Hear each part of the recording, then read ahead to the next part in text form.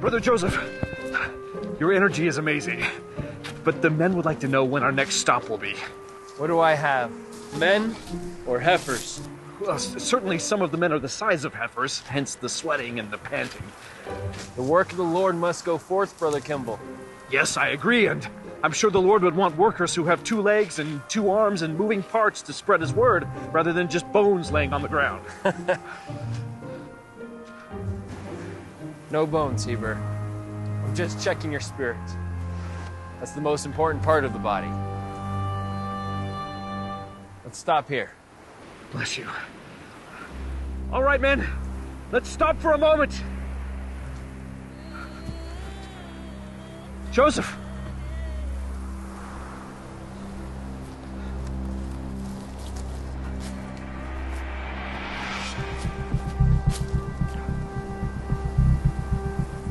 Oh my. Brother Kimball, fetch me some men and shovels. Certainly.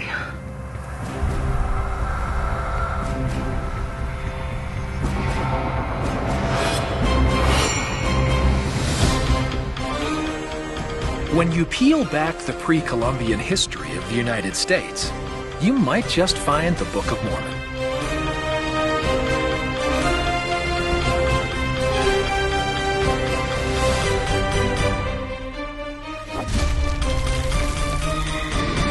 Hidden in the heartland. Millions of people worldwide believe in the Book of Mormon. Published in 1830 by religious leader Joseph Smith, this book of scripture tells an historical account of a group of ancient American inhabitants who was visited by the resurrected Christ. But did these events actually take place? And if they did, where? In 2003, a video was released based on a recent DNA study.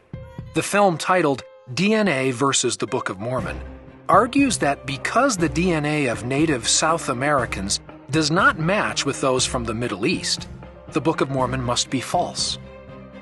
Amid the questions and doubts, a new movement among some modern church members started, one dedicated to the belief that tangible evidence of the Book of Mormon was to be found in the heartland of America. I have been involved with some of the most exciting research involving the Book of Mormon. I've been a lifelong member of the church. I'm a 5th generation member of the church, and I have had an opportunity, based on doing scientific research, to be able to become excited about some specific aspects of the Book of Mormon that have been problematic in the past. Rod Meldrum is founder of an organization called the Firm Foundation. Well, this actually all started in 2003 when my family and I went to the April General Conference of the Church of Jesus Christ of Latter-day Saints in Salt Lake City. It was right after the Winter Olympics, and so they had all these new security protocols that they were doing. And so we were all standing outside in the plaza area, and there was this big, huge sign, and it said, "DNA proves the Book of Mormon is false." As I was there looking at this big banner, I thought, there's going to be an answer for this.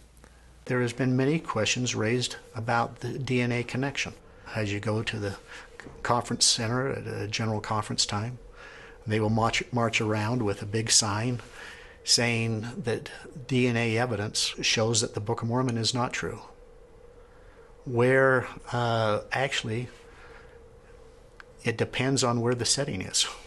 The whole DNA thing became this great big issue because there was a complete lack of it in the native populations in all of the Americas for a long time.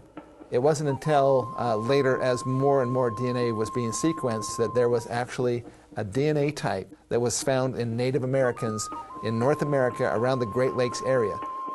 Rod is author of the book Exploring the Book of Mormon in America's Heartland. I know that the Book of Mormon is true from a spiritual standpoint, but because I know it's true from a spiritual standpoint, I know that there's got to be physical evidence, especially when the Book of Mormon itself prophesies that there would be. Much of the book is a visual introduction into the possibility that the Book of Mormon events could have taken place in America's heartland. Where were these cities? If they built cities, where are they? That's actually one of the big arguments against the Book of Mormon and the church. People who are Christian say the Bible says over in Israel, they talk about Jerusalem, and you go there and Jerusalem is there. You know, the Sea of Galilee is a real place. It talks about the house of Caiaphas. Well, the house is still there. Now, they can argue as much as they want to about the doctrines included in the Bible, but the archaeology is pretty much irrefutable. People then point to the Book of Mormon and say, where is the evidence? Well, the Book of Mormon is very understandable. It's just that a lot of people have a hard time making a real connection with where it took place, the people, and their history, and to make that all tie together. People want to know, what kind of evidence is there really for the Book of Mormon? The people that I discuss this with, who are non-LDS, academics, historians, researchers like myself, they simply tell me they can't buy the God showing up in the angel thing. But they do recognize the book is real. Wayne May is the editor-in-chief of Ancient American magazine. Wayne provides much of the information for Rod Meldrum and the Firm Foundation. From Ancient American that I've been publishing, my regular magazine, which is my business, I glean from that things that I find that are supportive for the Book of Mormon. I call them parallels. There's been findings. Wayne has actually found Hopewell-style cities using the directions from that book. Now, that isn't possible if it's a fictitious book. So the book apparently is the history of a Hebrew tribe that came here, 600 BC, somewhere in that area. And it seems the evidence is there that the book is real.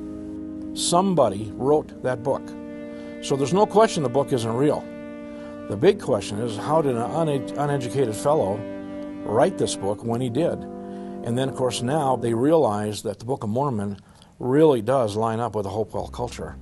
One of the main studies coming from ancient American researchers is the fascination of the Hopewell civilization. Hopewell comes from the name of the owner of the land, Mordecai Hopewell, where the first remnants of this lost civilization were discovered. The Hopewell civilization was first uncovered in the late 1840s through the excavation headed up by Ephraim Squire and Edwin Davis. You have E.G. Squires, who was out there surveying about 800 of these mounds and earthwork structures.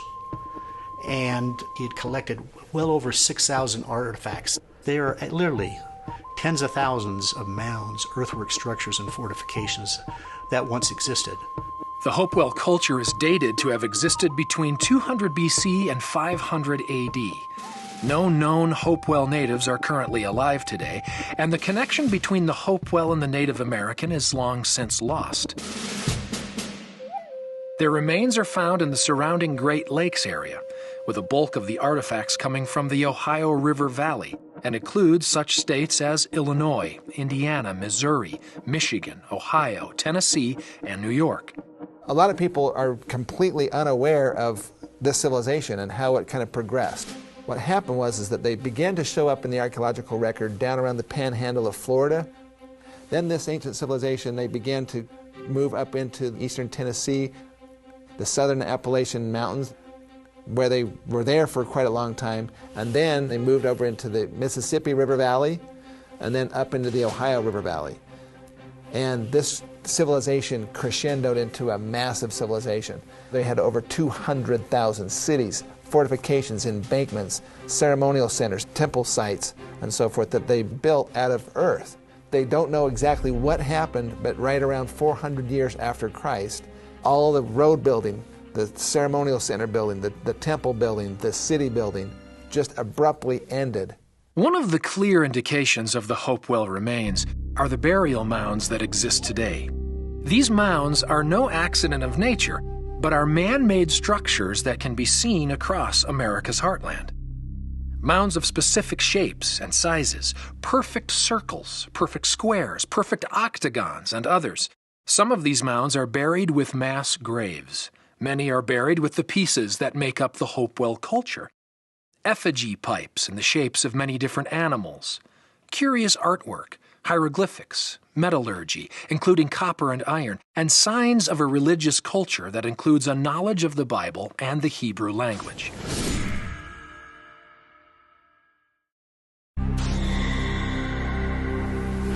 One example of the preservation of the Hopewell civilization is Dixon Mounds. Located in Lewiston, Illinois, Dixon Mounds is part of the Illinois State Museum. Dixon Mounds was the birth of an idea by a chiropractor, Dr. Don Forrest Dixon. And he did his original excavation hoping to find a large number of people in a single spot that had been buried together. And he thought if he could find that, he might determine what type of disease was instrumental in taking the lives of those people. But he, in fact, found that very early on, but then began to expand his excavation, and in fact, very quickly gave up his practice and spent the rest of his life here devoted to the excavation and then the preservation of Dixon Mounds. We're fortunate that he wasn't a professional archaeologist, and I say that because at the time he was doing his preservation work in the 1920s, the primary focus of many institutions and museums was on the acquisition of large numbers of objects, and they often paid very little attention to the information that those objects might have contained about the cultures that they represented. So Dr. Dixon's work here was a radical departure from the past. Havana Hopewell is all over Illinois, and it was certainly a cultural phenomena that arrived overnight for a period starting maybe by 50 or so AD up to maybe 200 AD. The whole mid-continent was cast in that spell at that time, and then began to drop away. We don't know why. We don't know if the religion began to fall apart, if the important people who held it together died away, or if there was simply an upheaval and people rebelled against the culture. We don't know. But each of these cultures in Illinois starts out, reaches its climax, a wonderful peak, and then it drops away in time, and then it's replaced by something else that begins to build up. This is a map of Illinois created by the Illinois Archaeological Survey. I think there are somewhere just under 170,000 archaeological sites recorded. I would doubt that 10% of the archaeological sites that exist in Illinois have actually been found. In fact, in Illinois, it's probably easier to find where an archaeological site is on the landscape than where one isn't. As we have dealt into and excavated these sites, we found that these ancient people are far more complex than we had ever imagined, and the advanced civilization that they had here rivaled many of the great civilizations that you would see in Mexico or South America. We have so many surprises in American archaeology. In fact, anything you write, you'd better be prepared for in a year or two or three to have a surprise cast upon you that's going to change the image of what you've already said. And one of those great surprises was the finding of the bison kill site below Peoria. Until we found that, bison weren't supposed to have been in Illinois until about 1500 to 1550 AD. We found a nearly complete bison skeleton, but when we were digging it, embedded in the 10th right rib was a chip stone spear point. And when I looked at it, it was like stepping in a bucket of ice water. So we got two radiocarbon dates for it, one 398 the other 413 BC. We set bison hunting back in Illinois about 2,000 years. So just that one find has magnified into this incredible new understanding of not only bison in Illinois, but man's hunting of bison and butchering techniques now.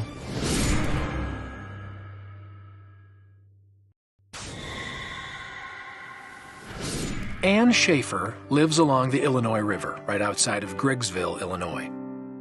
Her late husband used to collect the many artifacts that make up the Hopewell civilization right outside of their home.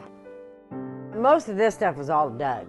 We just dug it with a screwdriver, a little bit of dirt at a time. Coincidentally, she lives right across the street from a significant but forgotten moment in LDS church history known as the account of Zelph's Mound. Zelph's Mound is one clue in the search for connections between the Hopewell culture and the Nephites spoken of in the Book of Mormon. In 1834, Joseph Smith traveled with a group of saints on a tour known as Zion's Camp. This camp marched from Kirtland, Ohio to western Missouri. In one stop along the banks of the Illinois River, Joseph recounted in a letter to his wife Emma the experience he had on top of this particular mound. The whole of our journey, in the midst of so large a company of social, honest, and sincere men, wandering over the plains of the Nephites, recounting occasionally the history of the Book of Mormon, roving over the mounds of that once beloved people of the Lord, picking up their skulls and their bones as a proof of its divine authenticity, and gazing upon a country, the fertility, the splendor, and the goodness so indescribable, all serves to pass away time unnoticed. Joseph and the brethren, during the Zion's Camp March, they left Kirtland, walked across Ohio, all of Indiana, and about 2/3 of Illinois, hit the banks of the Illinois River, and they stayed there for maybe 2 days, maybe 3, we're not sure. Well, while they were there, somebody found the large mound that we call Zelph's Mound, that Joseph identified. And what was really unusual is that on top of that mound, this ancient order of altar stones, it was still erect, still standing after all this time. On the top of this mound, there was the appearance of 3 altars, which had been built of stone, one above another, according to the ancient order, and the ground was strewn over with human bones. They saw some things that caused them to want to dig, which they did. They found a skeleton of a man, pretty much entire. And while they were standing there, Joseph, he says, by the Spirit of the Almighty, and then he begins to tell who this person is. They found Zelph, as the prophet was told his name was, with an arrowhead lodged in his bones. And the prophet could tell us exactly who he was, where he was from, what he did in his life, and where he had been. Joseph said, by the Spirit of the Almighty, he identifies this man as Zelph, that he was a servant under the prophet Ondagas, who ruled from the hill Cumorah, or Eastern Sea, all the way to the Rocky Mountains. What is nice about the Illinois archaeologists, they come along in the 1970s and the 80s. They cut a trench through the mound. They date this thing originally about 250 plus or minus 100 years. And then a second group comes in from Dixon Mound, the archaeologists, and they date it at 380 AD. And Joseph's Zelph Mound says this is during one of the last great struggles of the Book of Mormon. The Book of Mormon is over at 385. And our non-LDS academics have dated it now at 380 AD. How did Joseph know this was a Hopewell Mound? How could he put it in the time frame of the Book of Mormon? Because he was inspired. And sad to say, but the church in general doesn't even know this story.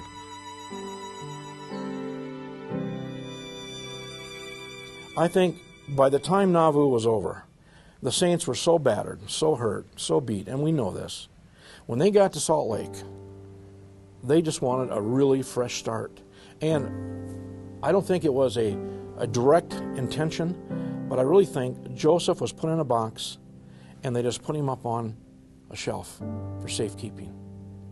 And then the church kind of starts from there and goes on. That's how I look at it.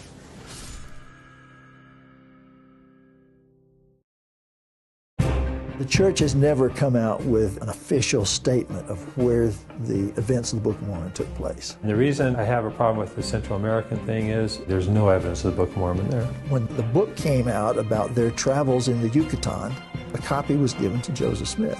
He made comments that this was evidence of the Book of Mormon.